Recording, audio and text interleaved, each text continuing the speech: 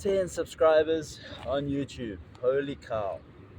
This is a celebration and a reflection and a thank you and a rejection. It is to share a bit about where Holy Cow is coming from, where it might be going, and reflecting a little bit on what has come to this point, about what's involved in it, um, the different aspects or organs, and to give a sense of where this might go. So, 10 subscribers, a milestone that gives cause to reflect, to see what is happening. Um, we are playing the long game, and so we expect this gradual beginning, um, and really appreciate the interest that you've shown to this point or at this point. Any video that you've watched, any feedback that you've given, um, that's largely been in person. Um, yes, it is appreciated, and it is part of the unfolding process of whatever this is and whatever it will be. That's perhaps a good starting point, and that something that has been marked in the last few months as there's been more sharing on YouTube and the like, is that the project has um, differentiated differentiated itself from just my own personal creative project. I've been nursing and working under the name of Holy Cow for almost, like up to 2 years. The name Cow is perhaps a year and a half old. Um, it is an acronym, and it seems to have multiple filling in of the COW of cow. Um, the holy is obviously a gesture towards the sacred or the holy, as well as the generativity of wholes. There's this peculiar phenomenon that is uh, important to growth, that is the presencing of an absence, or the presence of an absence. So a whole as that kind of phenomena, and the implication or the gesture or the putting that in the name is this disposition that is compelled toward, or is seeking wholes, taking interest in those absences, a disposition that wants to bring presence to absence and notice absence in what is present. Ultimately, this is a generative endeavor, and we see models of this in the cow's gadflies, Jesus and Socrates. This convicting, this compulsion towards the negative, towards one's sin, towards one's false knowledge, and the manner of doing that. So that holy is um, honored or put there at the beginning. Holy cow. So, a few months ago now, I was convicted and I confessed Christ, and that very much gave a capstone and a foundation stone for this project, and it's given cause for completion, it's given cause for sharing, and it gives this project some kind of place, though I think it will continue to be um, ambiguous and explored and discovered within the body of Christ, whatever we take that to mean. Now, this function of ambiguity is expressed largely in the kind of artistic predisposition or sentiment that will continue to be expressed in this project. This art needs to straddle this line of a it needs to contest categories, and it needs to, in a way, disturb categories. Now, this, in my own expression, can perhaps lean towards something that is too idiosyncratic. And as far as the Holy Cow was just a project under my control and domain, and this like personal creative project of my own, meant that idiosyncrasy and just expression for expression's sake maybe took too much of the forefront. So at this coming to be convicted and coming to understand this project the within Christianity, and let's say a meta modern expression of Christianity. Now, this might ping if there are any observers here that are loosely connected to a liminal web or an emerging techno digital networked wisdom commons or the liminal web. This will ping you, but otherwise the audience might be more from my locale, which is South Africa. So there's this intersection of these two audiences or places to which this project is relevant, and it's largely this networked techno digital liminal web, specifically within meta modern Christianity, or exploring the Christian aspect of that expression. And then there's my local context, which is currently Johannesburg, South Africa, but South Africa. So part of the initial stirrings of this project for myself, besides taking my education outside of a traditional institutional space, was this desire to explore and get a sense for South Africa, the local spiritual expressions in this place, cultures of wisdom within South Africa. So I've had this tension in the project from the beginning of being interested in cultures or containers that afford the cultivation of wisdom, and then this understanding that ultimately the place in which that happens is the body. So the body as that place in which wisdom unfolds itself, and the final container or the containing of the place in which learning happens. And so that is why breath work or breathagy and movement are integral parts of this expression or this project. If in regards to movement, besides the basic health and structure of the organism, from which we can draw from a variety of traditions, but to which we ultimately come to the tradition of the body and its health, understanding health in terms of worship. The health of this organism is in worshiping. So we can have this thing in our culture where we subordinate everything to a vague sense of what it means to be healthy.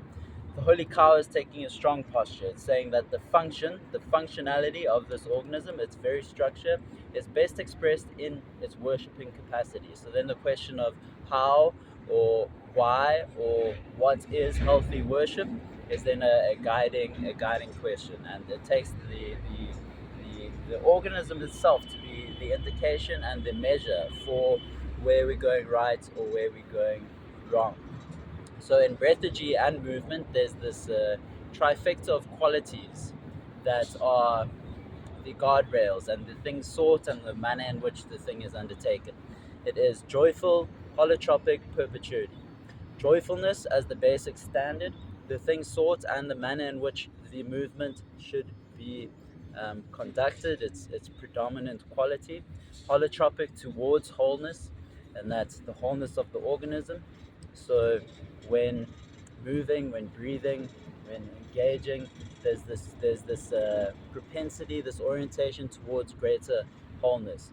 Then perpetuity, joyful holotropic perpetuity, that feeling of perpetualness, of some kind of perpetual motion, that this could go on forever, some kind of Nietzschean eternal recurrence, this affirmation of whatever is going on now, that it could go on forever. That is getting into this gestural or this postural space that is perhaps identifiable as worship, as worshiping.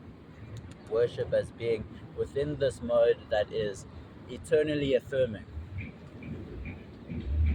So, when I came to be convicted and confess Christ, the question came as to whether I should put this project down, Holy Cow, which I had been working under for, as I say, at that point, probably 2 years, but the name about a year before that, working explicitly under this name.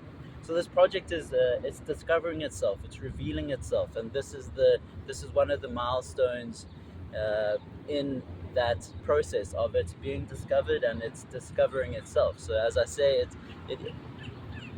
we are playing the long game. So this milestone of 10 YouTube subscribers, sharp. We'll see where we go. We appreciate all the attention and any interest that you're showing in this project thus far. and we um, anticipate together with you where it will go. So I was asking myself seriously at this moment of conversion, um, whether I should be putting this project down. And it becomes even more playful when we consider, say, the golden calf of Exodus, um, and this idea of idols. And should I? It's a there's this ambiguity in having the cow and having an explicitly um, Christian or Christ pointing orientation in the work. That tension or that ambiguity seems to be important. It seems to be a feature, and so the project continues to be under this name, Holy Cow. One of the acronyms might be Christians of Wisdom and Worship, but we'll see. The acronym seems to have had many placeholders, which has been playful and fun. But I was at this point where I was seriously considering kind of wrapping this project up and letting it be what it was for the sake of Christ. It was that level of commitment. I understood the project as having had its function for my own expression, create, my own creativity, my own self-understanding, and it came to this point where I recognized that it was very much this private project, and I was considering, or at that point of reevaluation where I was willing to put it down for the sake of the next thing, understanding that within the Christian frame. So as it happens in life, that willingness to forsake, that willingness to put the thing down, genuine and sincere willingness to put it down, created space for this project. And out of that space, it became shareable in a new way. It differentiated itself from our own idiosyncrasy, and it's starting to become more of a vehicle, an organ, a body that is participating within a larger frame, that is participating through others, that is inviting the collaboration of others. Um, we've had some interesting sets of dialogues on the YouTube channel thus far. We uh, gathered under the question, can virtue be taught? This is going to be another aspect that will reiterate in this project, this practice of philosophy, specifically the dialogical component, which is going to be increasingly spoken about from the perspective of interfacing, the virtue of interfacing, so the virtue of being faced with one another, and then the interfacing virtue. It's this view of virtuosity or excellence as being something that is present or that is enacted. So, in the dialogical context, more than the definition that we give, rather the proposal, the definition starts us off, and then we interact with one another such that we are noticing and presencing the virtue, so that in our very enactment we come to see by our enactment the nature of that virtue better. This is philosophical practice that begins to link into current ongoing experimental philosophical research under broadly dialectic into dialogos. And this is kind of how it links into these experimentations and wonderings and ponderings and explorations in what Christianity means today, specifically within this context of a liminal web or an emergent, digital, networked wisdom commons. There's a networked audience there that I'm hoping this plugs into. The channel and myself have also had interaction with Philosophy Portal and Cadell Last running that project, whom we take a lot of inspiration from, and very much hoping to find a some sort of analog of that expression within this local context. There's some keen differences that arise from the context, perhaps taking more explicitly a religious frame or orientation, or concerned explicitly with the project of religion, and really coming to a self-understanding of what religion might be, so that we don't defer to our inherited understandings of this thing that we tend to use in a pejorative way from our secular world. So